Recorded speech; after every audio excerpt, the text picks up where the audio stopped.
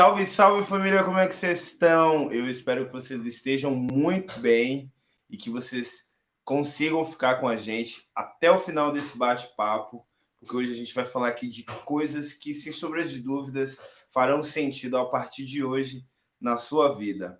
Bem, eu sou Jesus dos Santos, sou músico, DJ, ativista do movimento negro e estou emitido em uma série de coisas para que, quem sabe, com a nossa união, a gente consiga transformar esse mundão, hein?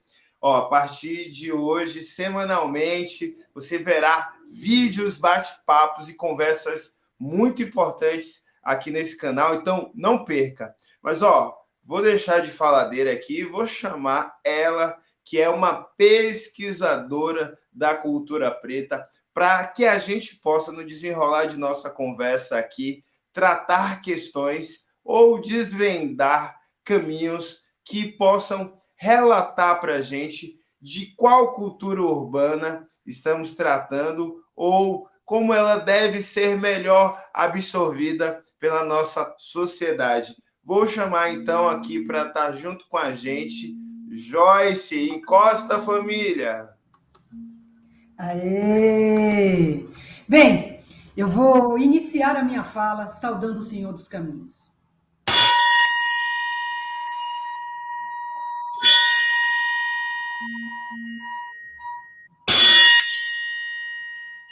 Laroie, Xu, Laroie, Pombo Nigila, nos dê direção, nos guie pelos caminhos que precisamos encontrar para vencermos a morte, o desencanto e os desmontes do sistema colonial capitalista, que insiste em nos retirar a vida, nosso bem mais precioso e inegociável. Nos dê foco nos pensamentos, poder na comunicação, a agilidade para a ginga e o rabo de arraia. Nos guie para que nunca nos esqueçamos de quem somos, de onde viemos e onde queremos chegar. Salve a boca que tudo come, salve a boca que devolve o mundo sopro de vida. Salve os irmãos, salve as irmãs que estão aqui presentes com a força da nossa ancestralidade. Pedimos a bênção de todos, todas e todos que vieram antes e nos deixaram o legado da resistência, permanência e continuidade. Epa, rei, minha mãe olhar, epa, rei, minha mãe olhar, conceda-nos a força dos ventos para que possamos transformar o que nos cerca. Caô, cabecinho, Xangô, Caô, cabecinho, Xangô, ancestral do trovão e da justiça, interceda por nós. Sua bênção, bom dia! Bom dia, gente. Eu sou Joyce, sou uma das cofundadoras da Enquimpa, Núcleo de Culturas Negras e Periféricas. Sou uma mulher negra de lábios médios, que hoje está com batom vermelho, na cor de Oiá. Tenho um nariz largo, tenho os olhos médios, tenho cabelos curtos encaracolados, né? Estou com um brinco na orelha esquerda, em círculo, com uma rosácea. Uso uma camiseta vermelha, também nas cores de Oiá. Ao fundo, estou no fundo branco, onde tem um estandarte da coletiva, da qual sou cofundadora e coordeno, escrito em amarelo o nome dessa coletiva, que é Enquimpa, Núcleo de Culturas Negras e Periféricas. E há também a sombra, no centro desse estandarte, a sombra de uma mulher africana com um turbante na estampa de onça. E também algumas texturas que fazem parte da nossa africanidade, da nossa negritude. Muito feliz com o convite e bora lá começar essa gira e conversar a respeito aqui sobre culturas urbanas. Sempre importante nos autodescrevermos, até para que a nossa comunicação, para que a mensagem se torne o mais ampla e possa chegar ao máximo de pessoas possíveis. Eu acabei, por um ato falho, não fazendo minha descrição, mas então vou aproveitar aqui o bonde, a deixa e seguir junto. Eu sou um homem negro, careca, com barba, estou num fundo branco e também com um casaco branco e às vezes aparece na tela a pontinha aqui do símbolo da Adidas. Certo? Joyce, um prazer enorme ter você aqui, trocar essas ideias para que a gente possa aí revisitar parte do que a gente já construiu junto, do ponto de vista da população. Afinal, falar de cultura não é apenas falar do fazer artístico, mas enquanto pesquisadora, fazedora, propomos, né, do ponto de vista teórico, que contribua aí com o avanço de nossa sociedade. E é um prazer ter você aqui, poder, mais uma vez, ter a oportunidade de aprender com você, viu? Prazer é todo nosso, né? Eu falo nosso porque eu não estou aqui sozinha. Eu estou aqui com todas as minhas ancestrais, os ancestrais que vieram antes, né? Eu sou a presentificação dessas e dessas e desses que vieram antes, e também representando uma coletiva. Então, é uma voz pluri, né? Aqui é uma colocação pluri a partir das nossas trajetórias. Então, fico muito feliz com o convite, me sinto em casa, né? Porque é isso, estamos entre os nossos. Então, bora lá nessa conversa, né, sobre algo que eu venho bulindo muito, né? Eu uso sempre essa palavra bulimento, né? Bulimento, porque é uma palavra fundamento. Eu comecei a usar depois de te ouvir, viu? É uma palavra fundamento que a minha avó afro-indígena materna usava muito, né? Então, essa minha avó, né? E aí a gente já está começando a adentrar nos campos da cultura, né? Essa minha avó afro-indígena, ela ficava com todos os netos, e eram muitos netos. E para os nossos pais irem trabalhar, então a gente ficava. Então, essa minha avó, se a gente pegar dentro da filosofia Bakongo, ela era uma Indese, aquela que tem a arte de cuidar, a mais velha, que passa os ensinamentos. Essa é uma Indese, né? Dentro da filosofia Bakongo, da pedagogia Bakongo. E aí, essa minha avó, com esse monte de neto, imagina, netos, crianças, que fica toda hora perguntando, ela se chamava, o apelido dela, né, a forma que ela gostava de ser chamada era Mãe Lió, porque o nome dela era Josefa Leonísia, então ela gostava de ser chamada de Mãe Lió. E, gente, um monte de criança era o tempo inteiro, a Mãe Lió, a Mãe Lió, a Mãe Lió, a Mãe Lió aqui, a Mãe Lió aqui. E aí essa minha avó sabiamente falava, olhem, antes de perguntar, antes de vocês ficarem perguntando, buline internamente para saber se você já não sabe a resposta. Então, bula bastante. Ela até falava assim, bula bastante para saber se você já não sabe a resposta. E se você, depois de muito bulir, viu que não sabe a resposta, buline para saber se você deve perguntar. Olha o ensinamento dessa mulher para poder conter 15 crianças, que ela ficava com essas 15 crianças.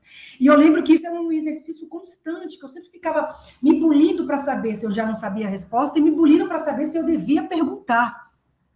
Então, era muito interessante esse exercício. E aí, isso cresceu comigo, né? Isso cresceu comigo, e eu até hoje venho nesse lugar de ficar bulindo as coisas, fico bulindo. Então, eu venho bulindo muito, a partir desse fundamento da minha avó, essa questão da cultura, né?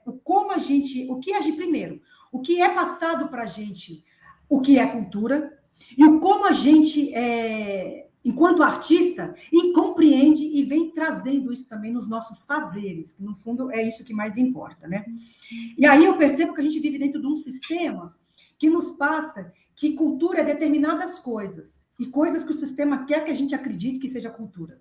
E aí eu venho bulindo que cultura não é isso, somente.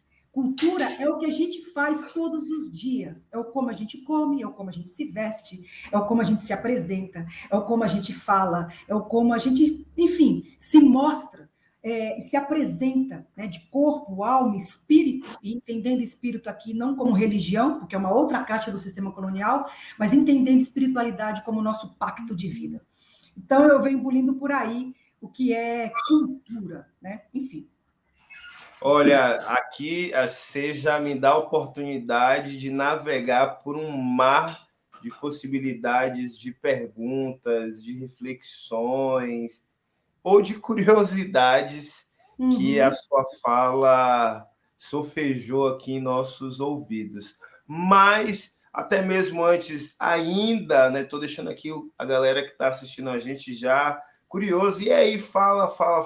Mas, para mim, para a gente realmente adentrar, né, nesse universo, eu queria saber como que a cultura, como que o fazer artístico entrou na sua vida. Você já falou um pouco da sua avó, né? E talvez, acredito eu, que ela tenha dedos nisso daí. Mas como foi esse encontro para você? Então, com certeza, né? Porque é isso, a nossa ancestralidade vem com a gente ad eterno, né? e eu vou passar desse daqui, e ela vai ficar, ela vai permanecer, porque é isso. Nós estamos falando de um modo civilizatório, na qual a gente descende, que não vê o tempo numa forma de linha, mas ver o tempo numa forma espiral. Então, estou aqui nesse presente, já trazendo comigo o passado, que são as minhas avós, os meus avós, e já vivendo com o futuro, que são os meus sobrinhos, sobrinhas e as crianças que vêm. Então, você olha esse tempo, que é o tempo, que é o presente, o passado e o futuro junto, concatenado nessa espiral que é o tempo.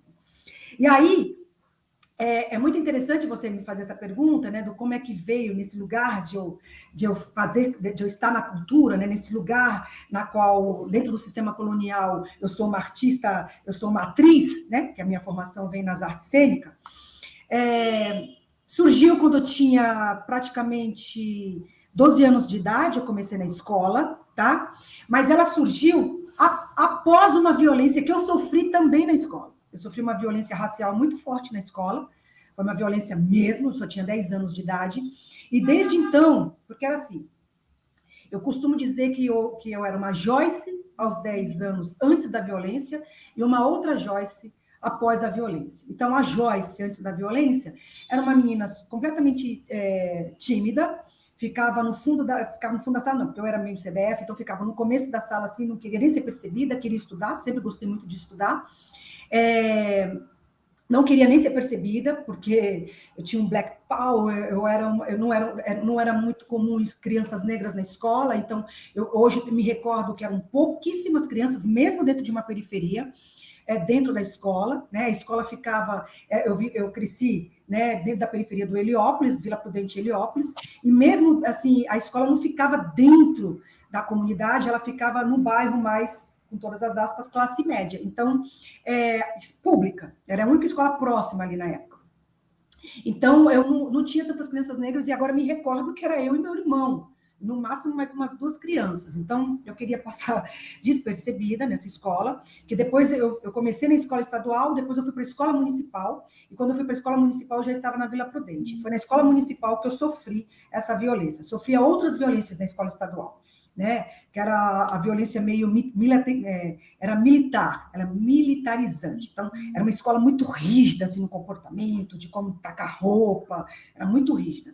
E na escola municipal, não tinha, entre aspas, essa rigidez no corpo, mas trazia as relações num lugar muito escancarado do racismo, assim mesmo, sabe? Não que a outra não tivesse, mas era mais velado. Essa era escancarada. E eu sofri uma violência muito forte nessa escola, e desde então, quando eu sofri essa violência, eu percebi que aí foi um divisor de águas. A Joyce anterior escondia que era do terreiro, né? Não falava que era do terreiro, até mesmo por umas estratégias de permanências do terreiro, né? Sobrevivência, né? Exato. A Joyce, pós-violência, escancarou que é do terreiro, e desde então veio a partir dessa linguagem do terreiro, desse modo de existir, porque é isso, o terreiro não, os candombes, porque são várias formas de existência de candombes, não está dentro dessa caixa da religiosidade que o sistema insiste em nos colocar. Religiosidade é se religar a algo. Nós não somos pessoas que precisamos nos religar a algo, porque nós somos a presença da nossa própria ancestralidade. Então, isso não nos contempla. Porém, por um determinado momento, foi estrategicamente político cabermos dentro dessa caixa, inclusive para sobreviver até hoje esse modo civilizatório que é o africano e essa África em diáspora, né? Então, essa Joyce, depois de sofrer essa violência, ela começa a abolir possibilidades do como era estar presente e do como é fazer transcender aos 4 cantos do mundo o que é que ela era. E foi aí que eu entendi que o teatro poderia ser esse lugar muito potente. E foi aí que eu comecei a bulir sobre isso. E desde então, na escola, eu não parei mais de trazer textos meus. E aí, uma das coisas mais bacanas que eu fiz foi com 12 anos de idade. Eu propus para a professora de artes, que eu tinha na escola, e de português, se eu não podia fazer uma performance. Aí tinha uma colega que tocava um piano, tinha um piano lá na escola encostado, a gente levou para o pátio, a menina começou a tocar uns negócios lá, e eu comecei em cima, fazer uma poesia falando de Brasil, falando do que é ser um corpo negro aos 12 anos de idade, e eu percebi que naquele momento as pessoas pararam e me ouviram. E eu falei, então é por aqui. E desde então eu uso isso como uma estratégia de me manter encantada e de colocar e de reafirmar politicamente outras possibilidades. O palco. Foi assim que surgiu. Que história, hein? Eu diria que você deve ter nada aí, como você está na casa dos 20 ao 30, você já tem aí uns 20 anos no fazer artístico, na cultura, e o quanto de conhecimento e sabedoria você deve ter. E aí eu já quero, a partir de tudo que você já trouxe, que dialoga justamente com um olhar, né, do ponto de vista da cultura como algo muito mais amplo, do resgate de sabedorias ancestrais que possam determinar, né, os próximos passos, que sejam, inclusive, até no palco. O que seria cultura urbana para a gente nos dias de hoje? Há uma diferença do que a nossa ancestralidade nos coloca sobre nossos olhos e nossas manifestações culturais, ou é algo plástico que é determinante nos dias de hoje para continuar a manipular uma geração de pessoas? Então, eu fiquei bulindo sobre isso, sabe, Jesus? Eu venho bulindo muito, até para vir para essa conversa aqui, né? Porque é isso também, né? Nós estamos batendo um papo aqui, então não existe definições certas nem erradas, mas existe sim uma vontade de criarmos coletivamente, né? Filosofias, pensamentos, possibilidades, outras, né? E aí, quando a gente pensa, né, o nome, né, cultura urbana, eu já estou dizendo um lugar urbano. Porque não é cultura rural, não é cultura sertaneja, é cultura urbana. E quem nomeou isso? Né? A gente já começa bulindo por aí. Mas, ao mesmo tempo, quem nomeou está dizendo de um lugar, né? Porque eu estou dizendo, é urbano. E se urbano, e fantasia está no nosso subjetivo como o quê? Como cidade, né? E aí, na medida que eu trago isso também, essa minha trajetória, nesse pedacinho da minha trajetória, eu também estou trazendo um lugar, né? Eu também estou trazendo uma mana que aos 10 anos sofreu uma violência e que aí ela encontra nesse espaço escola, dentro da comunidade de Vila Prudente, né? Escola, comunidade de Vila Prudente, um bairro, praticamente próximo ao centro de São Paulo, um lugar. E como é que esse lugar, esse território, também conversa e influi com toda essa cultura ancestral? Porque é isso também. Se a gente for parar para pensar na pluriversalidade dos candombes, a gente vai ver que o território conversou com esse modo de ser e estar no mundo. Porque esse modo de ser e estar no mundo também é afetado pelo externo o tempo inteiro. E aí, eu fico bulindo o quanto essa cultura, porque nós partimos de um povo xenófilo, então, ou seja, a gente inclui e absorve e vomita outras coisas, né? Então, não é à toa que dentro disso que se chama de cultura urbana, a gente vomita hip hop, a gente, lá no Rio de Janeiro e aqui também em São Paulo, fortemente, o samba, os cordões carnavalescos, o carnaval, quando a gente sobe mais lá para o Pará, o carimbó, o cacuriá, né? Quando a gente vai mais para o Nordeste, ali também, Bahia, coisa e tal, a gente vê o frevo, a gente vê o maracatu, a gente vê o samba de cacheta, o axé, né? Enfim, olha a multiplicidade, olha a pluriversalidade disso tudo, dessa cultura, dessa diáspora, né? Entendendo também que essa diáspora são várias Áfricas, né? Cultura África subsaariana, África Ocidental, enfim, são várias Áfricas que disparadas aqui, nesse território que a gente aprendeu a chamar de Brasil, também, né? Incorporou, comeu o território e, a partir disso, vomitou muitos saberes, muitas ciências e muitas, né? E aí eu fiquei bulindo sobre isso. E o quanto isso, ela é cooptada por todo um sistema, porque também existe isso, ela é cooptada por todo um sistema para poder o quê? Porque, assim, a gente vive dentro de uma estrutura colonial, certo? Que cria mecanismos de manutenção dessa estrutura. E dentro do mecanismo dessa manutenção dessa estrutura, quais são esses mecanismos? As instituições. A gente precisa entender isso. As instituições são mecanismos de manutenção dessas estruturas. E uma desses mecanismos de manutenção dessas estruturas está também a escola. A escola também é um mecanismo de manutenção dessas estruturas. E aí que a gente entende a importância dos movimentos, a importância de se compreender a estrutura para infiltrar, porque ontem o meu amigo usou essa palavra, eu adoro, infiltrar as estruturas para poder, ao tempo inteiro, ver o quanto isso nos afeta e tentar quebrar, vencer barreiras, ou mesmo eliminar e criar outras possibilidades dentro das instituições do mecanismo de estruturas.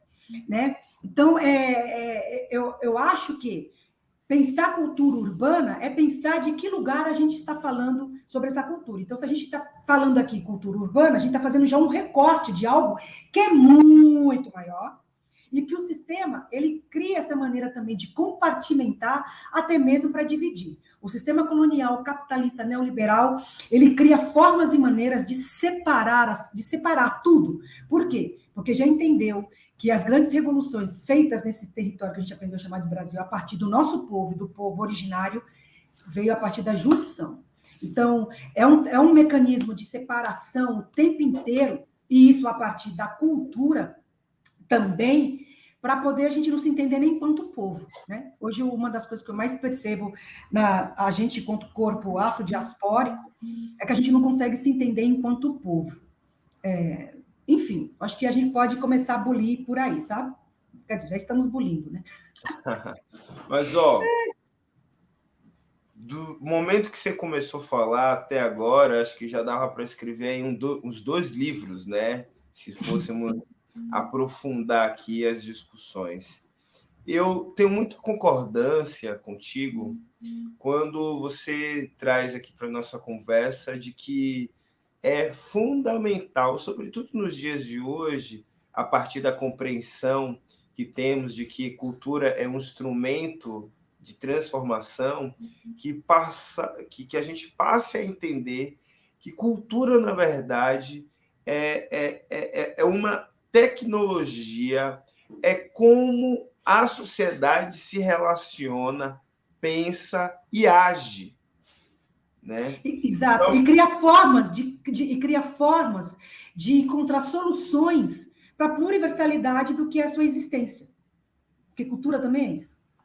E aí a gente precisa, entendendo isso, a gente passa a perceber o quanto ela é importante e o quanto ela precisa estar presente. Eu acho que isso é a ponta do iceberg para que, de fato, a gente comece a romper com determinadas barreiras que estão estabelecidas. A segunda questão tem a ver com o que você trouxe quando determinadas... como que eu posso dizer? Assim acontece com a maioria das nossas coisas quando passam a não serem só nossas. O que eu quero dizer com isso? A capoeira, enquanto se tornou, né, esse símbolo mundial, né, ela era alvo, na verdade, de aprisionamento de muitas e muitos. O samba, o rap, não preciso nem falar do funk, né? Porque lembrarmos aqui de Paraisópolis, por si só, já fala como se dá esse modo operandi dessa sociedade. Mas eu estou trazendo isso porque você apresentou aqui para a gente na sua fala de que essa separação, as caixinhas que essa sociedade vai colocando as coisas, acaba dando uma dimensão, muitas vezes, do glamour, e que não é nada disso, né? Hoje, quando a gente vai falar de cultura urbana, a gente, embora esteja numa caixinha, mas falar do samba, do grafite, do pincho, não remete também à ancestralidade? Total. E, nesse lugar, não teria aí uma confusão, ou até mesmo nós acomodamos em nossas mentes, em nossos corpos, o que nos colocam todos os dias como padrão, ou do que deveríamos seguir? Não é necessária essa ruptura, Joyce? Eu acho muito bacana essa sua fala, porque ela me traz aqui, né, contextos históricos. Então, a gente precisa entender alguns contextos históricos desse território que a gente aprendeu a chamar de Brasil. Nós estamos falando de um território que foi o maior território da história escravocrata. O maior território escravocrata. Nós estamos falando de um território que é o segundo país com mais afrodiaspóricos, né? Afrodescendentes africanos, depois da Nigéria. Ainda hoje, nós estamos falando desse território. Nós estamos falando de um território que, a partir do século XIX, começa a compreender que esse país ele é uma extensão da África. Que a cada 10 africanos, fazendo uma comparação, para cada um branco, existia 10 ou 8 africanos. Então, ou seja, um país africano. Né? Não é à toa que Rio de Janeiro era chamada nossa pequena África, porque no século XIX foi o lugar onde mais recebeu uma contingência imensa de africanos. Foi no século XIX e foi no Rio de Janeiro, no Vale do Valongo, né? E aí, entendendo esse contexto histórico, eu preciso começar a entender também que essas elites brancas começaram a criar, já tinha um projeto em curso, mas, sobretudo, se avança na estruturação desse projeto, que a gente precisa embranquecer esse país. E desde então, se começou aí uma série, né, de imigrações. E a maior contingência de imigração foi no finalzinho do século XIX, comecinho do século XX. Porque, de fato, se acreditava que em 2012 não existiria mais ninguém de pele escura nesse país, nesse território que a gente aprendeu a chamar de país, que a gente aprendeu a chamar de Brasil, certo? Por que eu estou trazendo tudo isso? Porque, até então, gente, a vivência de cultura desse território que a gente aprendeu a chamar de Brasil, até século XIX, ela é africana. Ela é africana. E ela ainda é no século XX. Só que no século XX e século XXI. Isso que a gente chama de cultura brasileira é cultura africana. Não tem outro nome. É a cultura africana incorporada com cultura de povos originários, Então, assim, a gente escuta sempre da branquitude, né? A branquitude como se colocando as pessoas pretas, pretos e pretas e os povos originários que contribuíram para a criação dessa nação. Não, a gente não contribuiu. A gente fundou essa nação. Essa nação pertencia aos povos originários, que depois chegando com os povos negros, não tem nada nessa terra que não tenha sangue e suor de povo originário e de povo preto. A gente não... Mas por que é colocado como contribuição? Porque a gente não é visto como modo civilizatório. A gente é visto como primitivo. A gente não faz parte do pacto narcísico branco. E aí eu já estou trazendo o Frantz Fanon. Entendeu? A gente é visto como peça, como objeto, zoomorficado, como animal. E nesse sentido, é preciso, então, na medida que eu vejo que tudo que se tem aqui, que se vive, né? Lélia Gonzalez Tazia, a gente fala português. Porque chegou muitas línguas africanas aqui, já junto com os povos originários. E isso influenciou, entendeu? Então, se a gente vivia o tempo inteiro e vive até hoje essa cultura africana, a gente precisa dar um jeito de incorporar, porque é isso, né, gente? A gente precisa criar uma nação, né? Essa nação está preta, a gente precisa embranquecer e começar a ver, então, né, como é que a gente vai fazer com essa questão da cultura, inclusive para criar dominações também, né? Porque a cultura também domina muito. E aí que começa o grande projeto de embranquecimento e embranquecimento também das epistemes. E epistemes aqui, no lugar que eu gosto mais de colocar, né? Saberes, ciências, entendeu? Então, a partir do século XX diante, começa, não que já não existisse, mas é de fato o projeto de apagamento e visibilidade antinegro. Antinegro, vamos matar tudo que seja de África e afrodiaspórica. Só que para matar aquilo que já está incorporado em nós, é preciso mudar as agências. É preciso que eu troque as agências. E é aí que começa essa questão do o que matava lá, né? Agora virou cultura brasileira. Então, capoeira é a cultura nacional, né? O samba é a cultura nacional. Tá vendo? Por que coloca nacional? Por que coloca brasileiro? Porque aí eu tiro a agência. Eu não falo quem é que faz. Eu não digo quem é que faz. Eu apago o nome dessas mulheres, das grandes mulheres, dos grandes homens que criou, que construiu uma tonelada de tudo que a gente vive até hoje. Eu começo a incorporar isso como cultura brasileira. Eu não coloco. E é louco, né? Porque assim, os japoneses chegaram aqui na imigração de 1910, o sushi é japonês. Ninguém fala que o sushi criado aqui no Brasil é sushi brasileiro. É japonês. A escartelata, a tarantela, é italiana. Ah, não sei o que lá, é alemão. Mas a cultura africana, afrodiaspórica ou indígena é brasileiro. A quem interessa isso? Tá entendendo? É um jogo político o tempo inteiro, que se a gente não fica muito ligado nisso tudo, a gente também acaba propagando e colaborando com uma série de apagamentos que tem a ver com nós mesmos, com a gente mesmo, sabe? Então, eu acho que a grande virada que está vindo aí para o século XXI é a gente resgatar, não digo que resgatar, mas reafirmar cada vez mais com as ações afirmativas, que não dá para ser só ações afirmativas no lugar da representatividade da cor. A gente precisa entender que ações afirmativas está no lugar da disputa também da narrativa, porque narrativa é poder.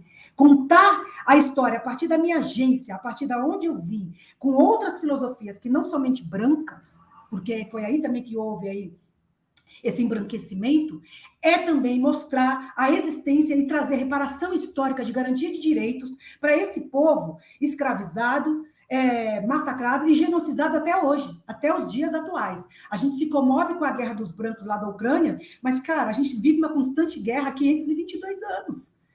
Todos os dias a gente preta morre nesse país, e morre muitos, de várias formas. No corpo diretamente e também nas nossas epistemes. É muito cruel a gente não se reconhecer enquanto povo, a gente não entender todo um processo, sabe, dessas violências dentro da gente. Então, falar de cultura perpassa também de compreender as questões políticas, geopolíticas, entendeu? Que nos afetam. Então, enfim, eu não sei se, mas trazendo por aí, sabe? Esses bulimentos aí, sabe? Então eu vou bulir mais, que é o seguinte, ó. Você tá numa toada muito da hora, né? E em diversos momentos da sua fala me vem aqui lágrimas, né? Porque eu fico pensando, porra, o quanto estamos atrasados em determinados aspectos por conta dos efeitos que essa cultura, né, hegemonizadora, essa cultura massacrante tem, né,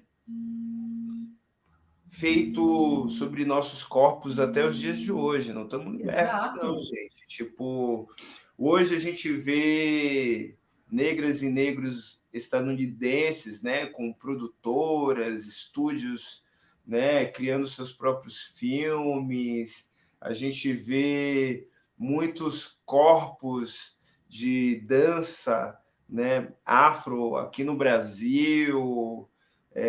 Enfim, por mais que ainda seja muito diverso, né, nos dias de hoje, essa inserção da cultura africana em espaços, seja comerciais, mainstream, ainda assim, diante da riqueza cultural que o mundo ostenta, ainda é muito ínfima, é muito pequena a nossa participação diante de nossa contribuição. Sim. Né? É muito ínfima. Então, felizes estamos, né, por estarmos ocupando diversos espaços, mas ciente da responsabilidade que precisamos avançar. Eu talvez iria bulinar-nos mais um pouco aqui, de que talvez estejamos desvendando, né, ou talvez repetindo mais uma vez, de que cultura ela é algo amplo, né? Ela é talvez esse ethos, né, que nos movimenta todos os dias. Só que cultura, durante um bom tempo, ou talvez até os dias de hoje, é encarada com o que a gente vê no museu, nos teatros, na TV, e o que a gente vê na rua, né, dentro dessa caixinha, né, cultura urbana, passa a ser aceitada. E que isso acaba também criando uma camada onde o capitalismo mercantiliza e os grandes painéis, né, urbanos são, mais uma vez, né, feitos pelos mesmos, pelas mesmas, e vai criando grupinhos associativos e que se apropriam, de certa forma, né, desse conceito muito mais amplo, como os detentores, as detentoras, né, do que hoje chamamos de cultura urbana. Só que ainda indo lá atrás, né, fazendo esse exercício de irmos na nossa memória, se tudo é cultura, né, do ponto de vista como a gente se relaciona desse ethos, será que não chegou a hora de simplificarmos o máximo possível esse acesso a esse mundo, a essa percepção, e assim como existe com a educação, passarmos a ter escolas de artes espalhadas pela cidade, pelo estado, pelo país inteiro, como um processo, como que eu posso dizer, palpável, né, dessa produção artística e produção cultural como uma forma de ampliarmos isso, já que a cultura talvez seja que nem o ar. Sem o ar não respiramos, né? Então, sem a cultura não vivenciamos. E aí, não quero polemizar, mas já polemizando, que é aqui, esse que é o rolê. As casas de cultura na cidade de São Paulo estão para serem privatizadas, concessionadas. É esse um grande equívoco? Eu não tenho a menor dúvida que sim. Não tenho a menor dúvida que sim. Para mim, a política pública e ela é gerida pelo público. É simples assim, sabe? Porque o que a gente tem que pensar, Jesus? Essa sua fala me faz bulir no seguinte momento. A gente, enquanto um povo preto, que está dentro de um território que nunca nos quis, dentro de um sistema que nunca nos quis, nunca nos quiseram. A verdade é essa, nunca nos quiseram. O que a gente criou foram possibilidades, estratégias de permanecermos, de resistirmos e de continuarmos. E essas estratégias que perpassa pelo modo de ser e estar nesse mundo, e que isso é cultura, ela também nos serviu nesse lugar de nos alimentarmos para manter a vida, certo? E a partir disso, como é que a gente vai criar maneiras e estratégias de dar continuidade e permanência, furando e infiltrando parte do sistema. Então, nós criamos muitas coisas e as casas de cultura foram uma dessas criações, certo? Isso é importante que a gente deixe isso sempre muito explícito, porque é importante que a gente entenda que dentro desse sistema colonial que nunca nos quis, o nosso modo de ser, ele foi uma resposta não somente para que a gente, não somente porque eu ia com todas as aspas, para que a gente se permaneça vivo, mas também para que a gente consiga formas e maneiras de resistir e de colocar politicamente aquilo que... de denunciar politicamente, de explorar, de denunciar, de colocar aos quatro cantos aquilo também que nos violenta. E é isso que é cruel do sistema. Porque quando a gente vamos pegar, né, a capoeira, ela vinha como uma forma de defesa, também como cultura, sempre ligado à espiritualidade, todos os fundamentos todos, né? É complexo, né? Você não consegue dizer se capoeira é uma luta, se capoeira é uma dança, se capoeira é de tão complexidade, porque é pluri. A gente parte desse lugar que é pluri, certo? Ele é pluri. A gente não é mono. O sistema colonial capitalista é mono. É monocultura. Por isso é a cana de açúcar, aí mata tudo. Aí é café, mata tudo. Aí é não sei o quê, mata tudo. É mono. Nós viemos de um modo civilizatório que é pluri. A gente sabe conviver com essa pluriversalidade. E aí, a gente cria esses mecanismos de sobrevivência, mecanismos, estratégias de como estar nesse lugar que nunca nos quis. Então, a capoeira era uma delas. O jongo era uma delas. Maracatu é uma delas. Tudo isso são possibilidades de uma delas. E aí o sistema ele é cruel, que na medida que ela percebe... O sistema ele é cruel, que na medida que ele percebe que esse é um ponto, uma mumunha de preto velho que tensiona, ele vai lá e busca distensionar. Como que é esse distensionamento? Cooptando. Então, trazendo para dentro das instituições essas pessoas, essas agências espetaculares dentro da comunidade para dentro das instituições, como uma forma de distensionar. E é aí que eu friso na importância da gente entender a compreensão da estrutura. Que o fato de você estar dentro de uma instituição, cara, você foi posto lá para distensionar, mas você não deve distensionar. Foi os tensionamentos que nos trouxeram até aqui. Foi tensionar a partir, mesmo com intenção ou sem intenção, porque o nosso modo de ser e estar nesse mundo já tensiona, porque esse território não nos quer, nunca nos quis. E aí que eu fico bulindo, sabe? Se já não está no momento da gente entender a estrutura num lugar onde a gente pare de querer caber, mas sim começar a criar outras coisas, nossos espaços, nossos lugares onde a gente de fato, né, a gente já fez isso.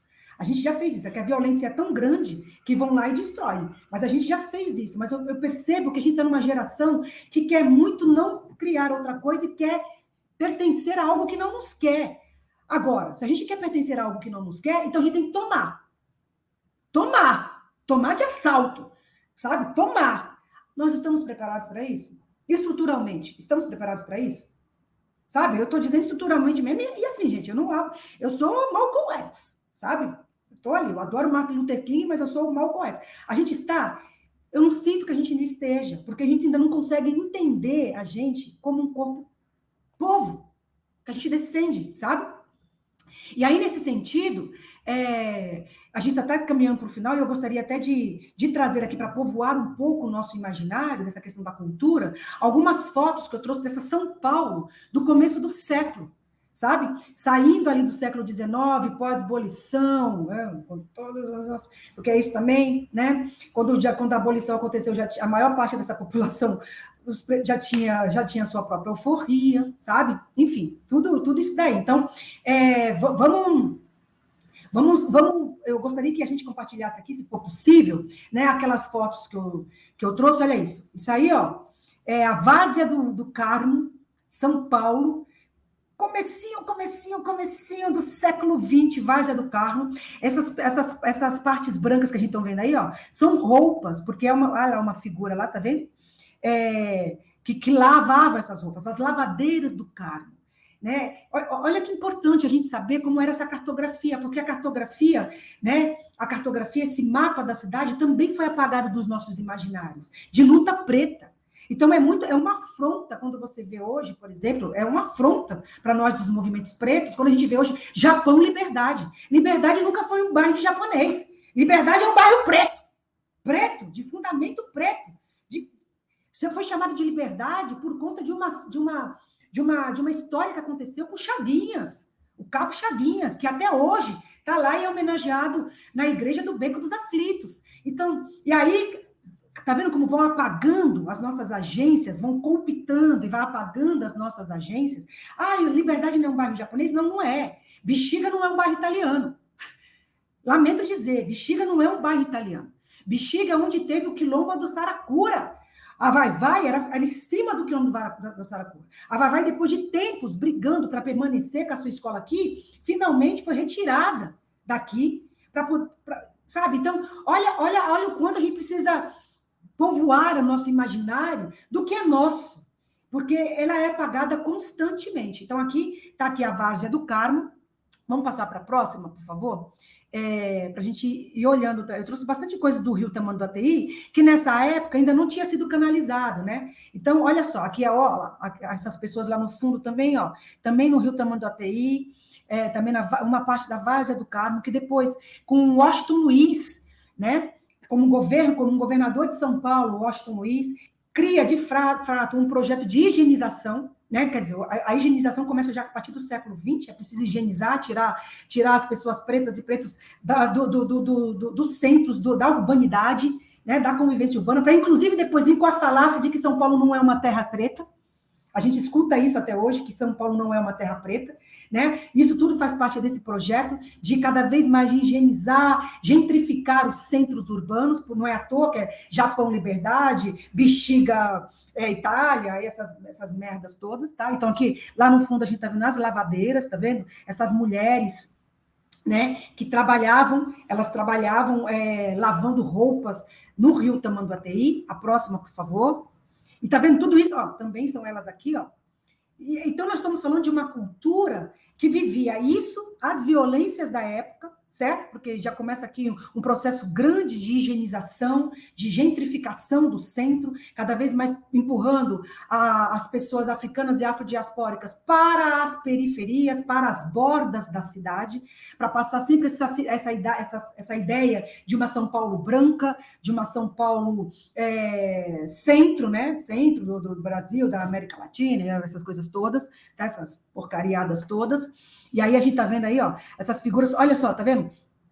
Tem ali, ó, estamos falando de uma São Paulo, olha só, que os meios de transporte ainda não eram burros, eram cavalos, né? Onde Santa Amaro, para se chegar para Santa Amaro, se chegava de carroça, se levava praticamente, era bem longe. Então, muitas pessoas saíam de Santa Amaro para vir até a 7ª curva do Rio, que hoje é chamada de 25 de março, para vender as suas coisas, né, para comercializar. Então, houve um momento da história, né, bem no comecinho ali, né, da rua do Alto da Boa Vista, que ainda existe, né, que ainda está lá, com esse nome mesmo, Alto da Boa Vista, você podia ver, né, a 7ª curva do Rio, que hoje é chamada de 25 de março, onde vinha pessoas da Penha, pessoas de Santa Amaro, pessoas do Largo da Banana, que é hoje a Barra Funda, comercializar. E lá também possuía as lavadeiras, né? As lavadeiras. Vamos passar mais uma, por favor. Aí também, ó, aí é só para mostrar, né, o rio, né? Como ele era, como chama? Sinuoso, né? Sinuoso, e como o sistema faz com as coisas, né? Eles, tá vendo? Isso que eu falei de tempo espiralar, no sistema colonial eles não conseguem lidar com isso, né? Então eles têm uma mania de colocar tudo em linha, em reta, porque é mais fácil de dominar, né? De nomear também, né? Que é uma forma de dominação. Vamos passar para outra, por favor. Aqui, ó, são crianças ali, ó, do conselho, da Conselheiro Ramalho. Aqui é o Bexiga. Olha só, o Bexiga com essas crianças ali, ó, porque no Bexiga ainda tem, né, mas está cada vez mais acabando, uma grande concentração, né, de cortiços. E lembrando que esses cortiços, gente, que é uma forma também que a gente precisa entender, né, as moradias desse povo africano em diáspora, aqui nesse território que a gente aprendeu a chamar de Brasil, e nos centros urbanos, né? Se são africanos, a maneira como eles viviam lá, eles vão trazer para cá. É óbvio, eles vão trazer para cá. O que vai se viver para cá é uma cultura africana afetada pelo meio, e aí qual é a forma de se criar? Se lá, né? É muito comum, não sei se vocês já viram, eu cresci assim, né? Eu cresci num quintal com todas as casas dos meus parentes. Isso é uma cultura bantu, gente. Isso é cultura bantu. Os cortiços estão dentro disso, de cultura bantu, certo? Então, é uma casa com todas as casas de todos os familiares, de todas as pessoas junto, entendeu? É sobre isso. E aqui a gente tem as crianças, ó, do como era o Bexiga. Isso é bem no comecinho do século XX, né? O bairro do Bexiga, ali na rua Conselheiro Ramalho. Vamos passar a outra, por favor. Aqui também, e aqui já começa esse lugar de pensar, né, a rodovia, né, bem no começo do século, aqui eu acho que, se não me engano, a gente já está ali no Largo da Banana, certo? Isso é Barra Funda, e aí a gente está aqui, ó, pensando também em trabalhadores, né, que estão pensando ali na ferrovia, e a gente está falando também de um lugar, gente, onde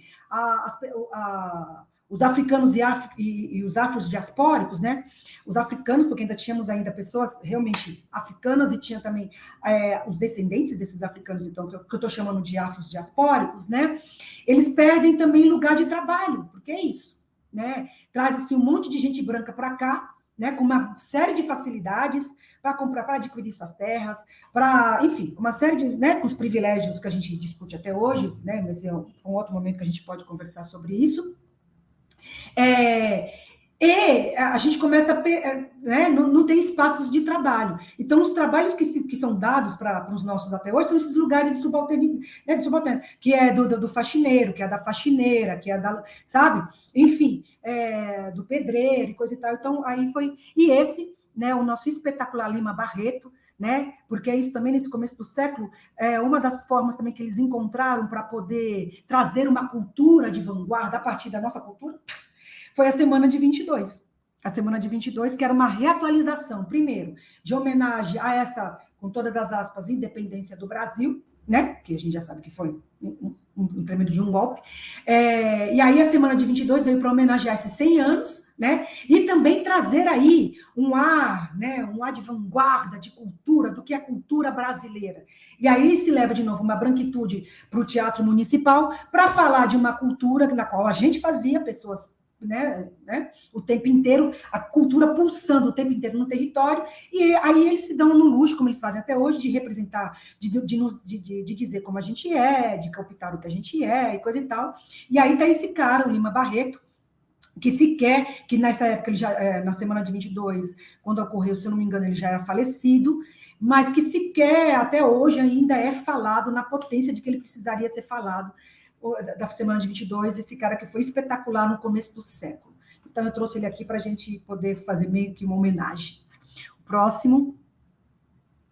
E a nossa maravilhosa Antonieta de Barros, que nessa época também, no começo do século, foi a nossa primeira deputada lá no sul do país, né? Então, essa mulher também, para a gente entender também as agências, né? Quanta coisa era feita, era e é até hoje feita, e que por conta de uma cultura hegemônica, massificada, a gente não vê. As revoluções acontecem todos os dias, gente. É que não é passado. É só sobre isso. As revoluções acontecem todos os dias. É que não é passado. É só sobre isso. Então, está aí a Antonieta de Barros, uma professora espetacular, lá do Sul, né, nossa primeira deputada eleita. Enfim, espetacular. Se alguém tiver mais oportunidade, por favor, conhecer um pouco da história dessa mulher, que é fantástica. Uma outra, por favor.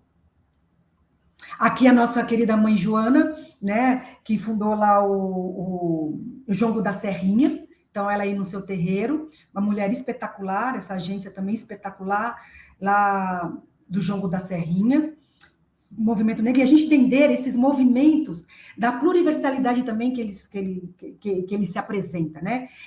São os terreiros, dentro das instituições hegemônicas, políticas, né? Colocar assim, né, no molde branco, né?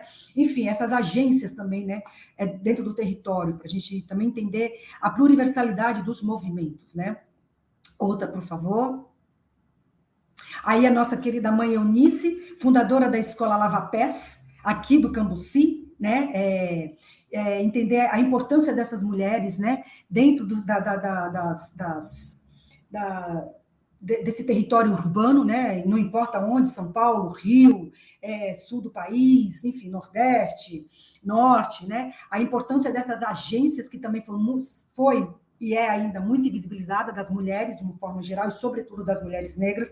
A gente ainda é colocada nesse lugar, né, da base, né, enfim, de não olhar para nossas agências e nossas histórias dentro desse sistema, né, e deixa eu ver se tem mais alguma, para ver se tem mais alguma.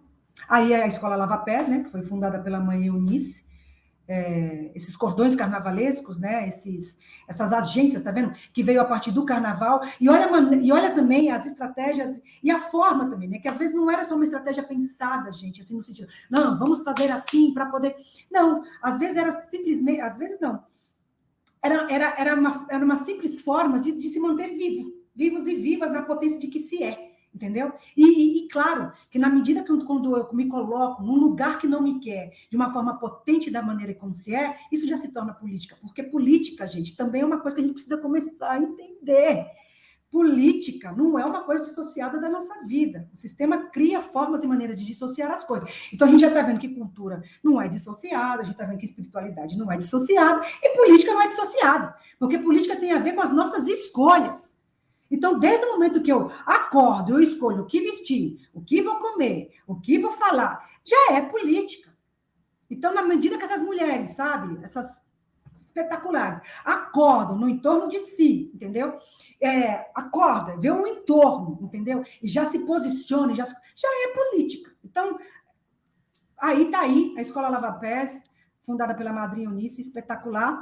E aqui é um jogo de capoeira, que, se eu não me engano, aqui na Praça João Mendes, se eu não me engano, essa foto, desses capoeiristas também na cidade, enfim, para a gente ter uma ideia. Tudo isso daqui, gente, é só para a gente povoar a nossa subjetividade e ficar um pouco mais curioso, assim, sabe? Curioso, curiosa, curiose, né? Bulinar, como você costuma dizer. Exato. E aqui, são crianças em Graxates, na cidade de São Paulo. olha só, né? O engraxate, né? Essas crianças, tá vendo lá? Pretas, né? Engraxando, e ali uma criança, no meio desse lugar todo de se engraxando, ele se encontrava jogando, fazendo algum tipo de brincadeira, algum jogo ali, entendeu? E aqui na cidade de São Paulo, no centro da cidade de São Paulo, olha lá, a gente vê uma carroça, tá vendo? Isso bem no comecinho do século, e entendendo que esse projeto do que a gente entende hoje, acho que já acabaram as fotos, obrigada, que a gente entende de hoje, né, do que a gente está discutindo, faz todo parte de um projeto político muito bem pensado para uma determinada para um determinado grupo, né, que fazem parte do pacto narcísico, buscando suas formas e maneiras de se manter dentro dessa estrutura e dominando essa estrutura. É isso. Da primeira foto que você mostrou, que mostra ali o leito do rio Tamanduateí, até a última foto aqui das crianças, né, daqueles jovens ali, né, de alguma forma tendo que trabalhar, é parte dessa cultura urbana, né, vamos dizer assim. Isso. Até para fazer jus ao tema aqui no nosso bate-papo, é parte da cultura urbana, que é o instrumento de construção de tudo que a gente tem hoje e é, ao mesmo tempo, o que se é marginalizado, o que se é escamoteado, o que é se apropriado. É isso. Então, a gente, infelizmente, está chegando no finalzinho do nosso bate-papo, mas eu preciso dizer que eu sou igual a um amigo meu chamado Bob, que gosta de amarrar tudinho, sistematizar tudinho, para que Perfeito. não fique dúvidas do que a gente tratou aqui no nosso bate-papo, né, Joyce? Perfeito. Então, a gente falou que cultura é algo muito além do que o fazer artístico, é talvez o ethos que move, né, os nossos corpos dentro dessa sociedade a partir de diversos lugares, da roupa, da comida, da fala, de como somos, né, fenotipicamente. Então, cultura é muito amplo e precisamos entendê-la como um instrumento de mudança, de transformação de nossa sociedade. Sem sombras de dúvidas, para avançar, a gente vai precisar quebrar os paradigmas da cultura hegemonizante que vivenciamos nos dias de hoje. Talvez tenha travado para vocês, porque para mim travou. Mas Joyce, você me ouve? Estou ouvindo super bem. Para mim não travou nenhum momento a fala. Então é isso, né? Se a imagem não funciona, que a nossa oratória continue ecoando nos ouvidos das nossas e dos nossos, para que a gente possa compartilhar nossas histórias, compartilhar nossas alegrias e as nossas guerras, né? Porque não está fácil.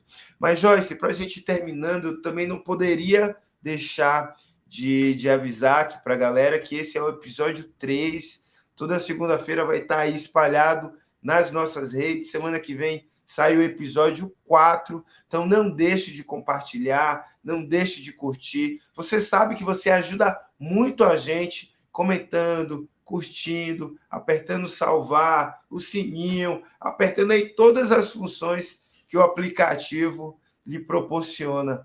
Porque conteúdos como esse, minha gente, não dá para ficar só no grupinho, não dá para ter pouco like, tem que bombar, porque foi uma aula que a gente teve hoje da minha amiga, da pessoa a qual eu me referencio, Joyce Teixeira. Se a gente quiser saber mais do Niquimpa, mais de você, aonde a gente te acha, Joyce?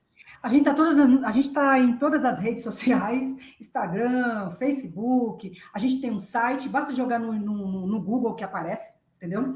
O site vai ter também todos os nossos podcasts, porque a gente também faz podcast desde 2019, com mais de 100 títulos, né? Foi uma forma que a gente encontrou como artista educadora de levar as nossas ontologias, epistemes, ciências para a sala de aula. Então, o podcast ele é disponível, sobretudo, para professores, professoras e professores, né? É só entrar lá.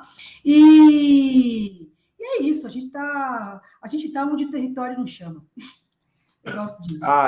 Eu fico feliz de ser um desses 100 temas aí do podcast Exatamente. do Niquimpa Maravilhoso. tem aí na sua trajetória, eu fazer parte. Inclusive, estou com saudades e quero voltar Com em certeza, breve. querido. Pode ficar tranquilo. Joyce, muito agradecido por essa aula que você compartilhou aqui junto com a gente. Pô, saio daqui bulinado, saio daqui mexido e pronto e abastecido para mais reflexões. E eu tenho certeza que você que nos assiste também é muito agradecido, viu, minha mana? Mas, para finalizar, qual que é a expectativa, qual que é a perspectiva que temos aí para o futuro, né, dessas lutas constantes? A vitória em nosso horizonte? Como já diria Sheikh Anta Diop, a vitória é certa. A gente pode Isso estar daí. um pouco meio que deslocado no mundo visível, mas a luta não é só no mundo visível. A luta é também no invisível. E no invisível, a vitória é certa. E nós estamos a léguas de distâncias. Eu não poderia dizer. Vamos encerrar com ele de novo? Com Sheikh Anta Diop? Ou com Exu? Com Exu, Com aquele Exu. que abre os nossos caminhos. Bora! Laroie, Exu! Laroie, Exu, pomba nidila! Salve a boca que tudo come. Salve a boca que devolve ao mundo o sopro de vida. Sem Exu ninguém nem nasce. Bora, bora girar como a esfera.